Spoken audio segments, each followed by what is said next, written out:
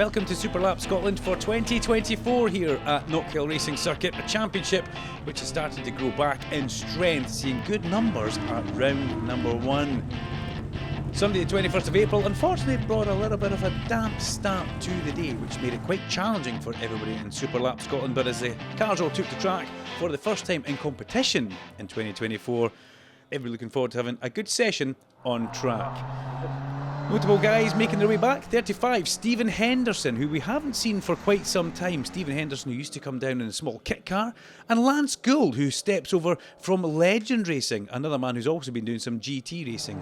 Lance Gould, a big fan favourite with a lot of the Knockhill spectators. Great to see Lance here, out on track, doing his thing in a Porsche GT4 RS, nonetheless. A man who's normally used to smaller rear-wheel drive cars, shall we say, that give him a bit of a handful around Knockhill. Speaking of handful, well, it's not easy in the wet, is it? Number 17, Mark Thompson in the Mini Cooper S, getting it all wrong there, as was Carl Walker, who returns for 2024 and stays out the way. Although Carl did drop himself into being fastest in Class F, we've seen a great surge in performance through Carl when he does show up for some of these SuperLap Scotland events. It was great to see him on track, on and sort of off track as well. Steve Sadler was here in the very distinctive livery in his Peugeot 205, but Alex Milne topped the times with a 109.9 in Class E. Alex Milne, Racing Awareness Scotland figurehead, the man who brings along last year's King of the Hill, Rab Jobson, unfortunately not with us this weekend, but Andrew Fahey and Alex Milne flying the flag for as that was always going to happen there. Andrew Skinner lights up the rear wheels and round he goes, but Alex Milne very much doing the thing for Racing Awareness Scotland, as Donny McLeod had a technical issue and brought out a red flag in qualifying, as he unfortunately had to park the car on the track. Ian Bonthorne, fastest in Class D, fresh back from the Nürburgring, showing his skill and style as he goes through the chicane, and yep, does he hold it? Good grief, did Bonthorne hold that? That's what we're wondering. In a parallel universe, somebody is still sliding up the back straight in Knockhill. Adam Morrison in a new Mini. Yes, it looks like an old Mini, but it's the same Mini with a Honda engine. And welcome back to Steve Arkley, Class A fastest man, Steve Arkley. We like Steve Arkley, he's been here for quite some time, as good old Steve.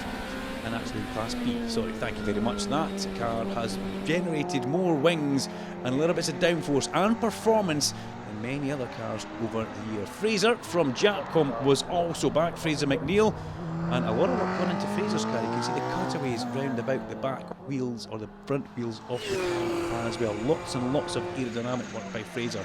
Nev Wood was fastest in the Pro class, gently stroking the Atom round. I think that's the best way to describe it. The amount of power that car has in these conditions, it does come as a bit of a handful. But it was Ian Bonthorne in the BMW M4 fastest, from Stephen Henderson returning, Adam Morrison in the new Mini Cooper S, from Fraser McNeil, Steve Arkley, and then Dave Penny.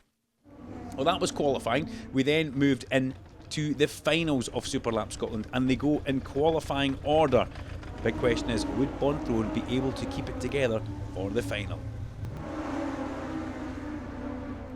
As we got onto track straight away, on a warm-up lap, Lance Gould got a little bit excited. And when I say a little bit, that's an understatement. He did manage to get off the grass and get going again, but yeah, in as a guest, a 56.625 for Lance Gould. Thankfully, getting round Duffy's Dip the second time of asking, but big, wide tyres, very easy to get caught out when they're not up to temperature. But we hope to see Lance coming back. He has got a race version of this car, we are told.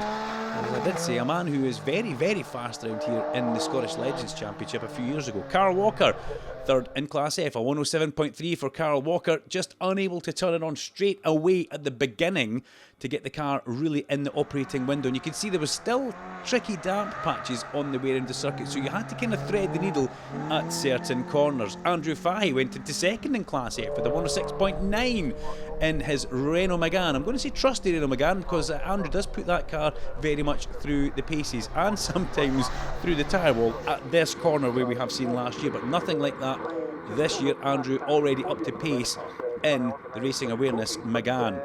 Mark Thompson, fastest in Class F, a 105.1 in his Mini. We saw him going off earlier on, but Mark Thompson, once the conditions dried out, really did find his way in the lovely, it's almost like a dark green by the looks of it on our camera screen. But as we go on board with Mark, dipping down through Butchers and up to the tricky chicane, tyre barrier on the inside, don't hit the red curb on the right hand side as well, because that picks up the part of the course. Race control, lose your lap time as well if you're bouncing over too many of the areas race control don't want you using. Watched it run wide there, lovely line through Clark's as he powered round towards the hairpin, and then it was all about just getting the car slowed down and through the hairpin, not going wide onto the dark patch. You can see him turning in nice and a little bit earlier, shall we say, there to get back to the apex, but he kept the car on the dry part and accelerated up towards the line. Class E, second place, Alex Milne. Hold on everybody, this is about to get good. Well, almost. Alex Milne has a huge spin down Duffus Dip there. That is the most un-Alex Milne thing I think I have seen him do in years. That's something that you could almost bet your house on will not happen. But Alex Milne out of that one. Winner of Class E, 103, Steve Sadler, 103.3. He gets past the area where we saw Alex Milne having a huge moment there. But Sadler struggling to get through the left-hander of Leslie's. He was back on the pike though as we come down Butchers up to the chicane. It's like looking at the sky as you come through there. You have to pick your line and get through. And the back of this car looking just a little bit nervous in the hands of Steve Sadler, a man who we've seen racing with the DDMC and also racing with our very own Mod Sports up here at Knockhill Racing Circuit. But as he come off the curb, round towards the hairpin, nice gear change in the very famous, iconic liveried Peugeot 205. It was onto the brakes for Sadler. As long as he got through here, he was looking for the fastest time in the class. As we see Alex Milne earlier on, unfortunately off at Duffus Dip in a very un-Alex Milne manoeuvre. Up to the checker flag, Sadler delighted with that result. We then pick up with Andrew Skinner, Class D, 5th fastest, 101.3. Remember, we saw Skinner off at the back straight at the chicane. He had a big wobble going through Leslie's and a lot of understeer as he turned in towards McIntyre's. That's one of the problems when you bring a Westfield or a Caterham. Trying to generate that tyre temperature in just one outlap. Never easy. Wide onto the damp patch there, armfuls of opposite lock as he comes through the apex of the hairpin. Skinner completes the lap. Fraser McNeil, 4th. In Class D, 59.8, drops below the minute, which is a big thing for Fraser. Look at the aero work he's done on that car, the back bumper, behind the front wheels, lots of work done. Again, just getting himself dialed back in, and he is also doubling up doing the Mod Sports this weekend as well, so lots and lots of track time for the man from Japcom. 3rd in Class D, Adam Morrison, a 58.2 second lap in the Honda Civic, we're told, engined Mini Cooper, and Morrison's worked really hard to get this car working as he comes in towards McIntyre's. Much better than what we saw him earlier on as he goes down the dip up to the chicane. Stephen Henderson, 2nd in Class D, 57.3 in the lovely BMW M2 competition. Do you like the colour scheme on that car? Looks even better with SLS stickers on it as well, Stephen. Thanks very much. As he goes over the chicane and bounces round towards the hairpin. Henderson, a fast man, and on his day he can definitely take it to Ian Bonthrone. Let's hope we see Stephen back in June. Another man that likes lapping the Nürburgring with Bonthrone and a few other guys from SLS. Fastest in D, 55.6 though, Ian Bonthrone. Just watch this for a lap. This is Maximum Attack from Ian Bonthrone in the BMW M4 as he comes in towards McIntyre's area. Accelerates down through Butchers, absolutely flat as you go down through Butchers. Then a little breathe on the brake pedal. Couple of flashes, couple of dabs here, using all the track and a little bit of care. Bonthrone in Maximum Attack mode as he comes up towards the John Young Signs shelters at Clark Corner before coming round through Hislops in towards the hairpin. Pick a braking marker, Ian. Onto the brakes he goes. You can barely see the car moving. It's very well set up as he comes through the apex of the corner, and in typical Bonthrone style, he just can't help get on that loud pedal a little bit earlier than he needs to. Up towards checker flag. Great stuff.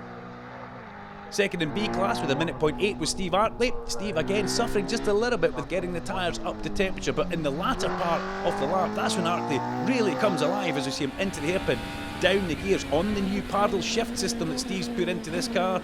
Through he comes, a man who does a lot of hills and sprints and is a very accomplished, experienced man in SuperLap Scotland. Over the line went Artley, but he was only behind David Penny.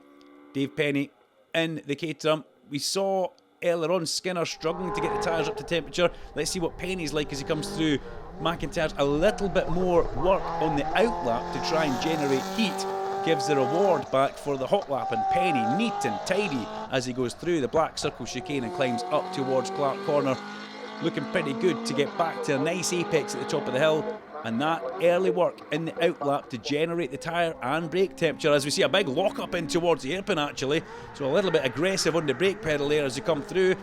But Penny will be happy with that one as he goes up towards the line. Dave Penny does a 58.2 to take Class B honours. And Nev Wood, Pro Class, 57.4. Unfortunately, the only Pro car that we have here this weekend.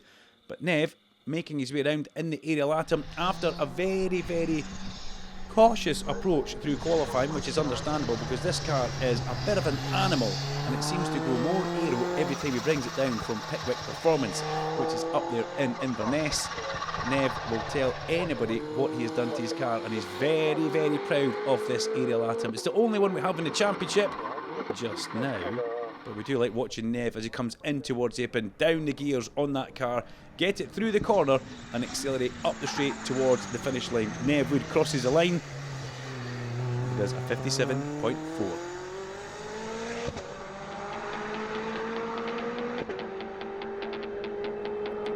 So the finishing order for SuperLap Scotland sees Bonthrown fastest overall from Lance Gold and Stephen Henderson. And be sure to join us in the 1st and 2nd of June when SuperLap Scotland does return. Buy your tickets via knockhill.com. Get in the bankings, and why not even get involved in SuperLap Scotland? Plenty to do, plenty to see, plenty fun to be had with SLS.